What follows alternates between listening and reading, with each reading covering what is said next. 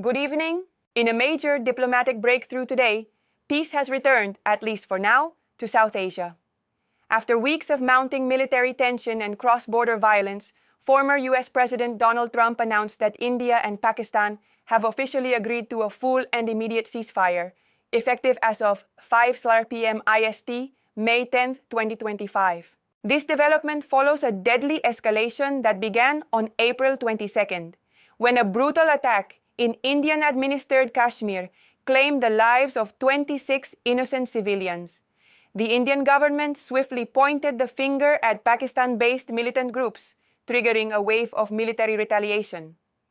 Indian airstrikes targeted several Pakistani installations, prompting Pakistan to launch a counter-offensive named Operation Bunyan-ul-Marsus, which struck back at Indian military sites with equal intensity. The clashes resulted in at least 66 deaths, dozens more injured, and thousands displaced near the border regions.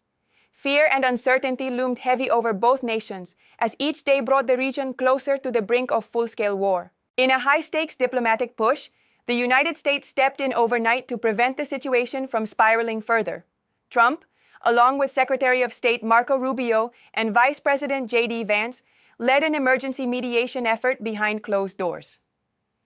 Just hours later, Trump took to Truth Social, declaring, "After a long night of talks mediated by the United States, I am pleased to announce that India and Pakistan have agreed to a full and immediate ceasefire." As part of the ceasefire terms, all military operations, land, air, and sea, are to be halted immediately.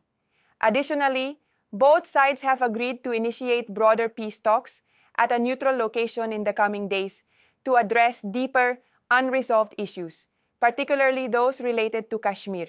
The international response has been overwhelmingly positive.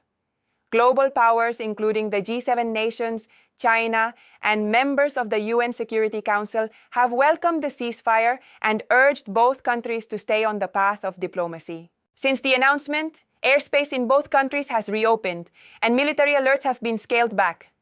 Border towns are slowly regaining normalcy, and emergency shelters are beginning to clear. And tonight, as gunfire silences and jets retreat to their bases, families on both sides of the border are breathing a long-awaited sigh of relief. Thanks to God, civilians are now safe. While lasting peace will require continued courage, cooperation, and compromise, this ceasefire is a hopeful sign that even decades of hostility can give way to diplomacy. We'll continue to follow the developing situation and provide updates as the peace process unfolds. Stay with us.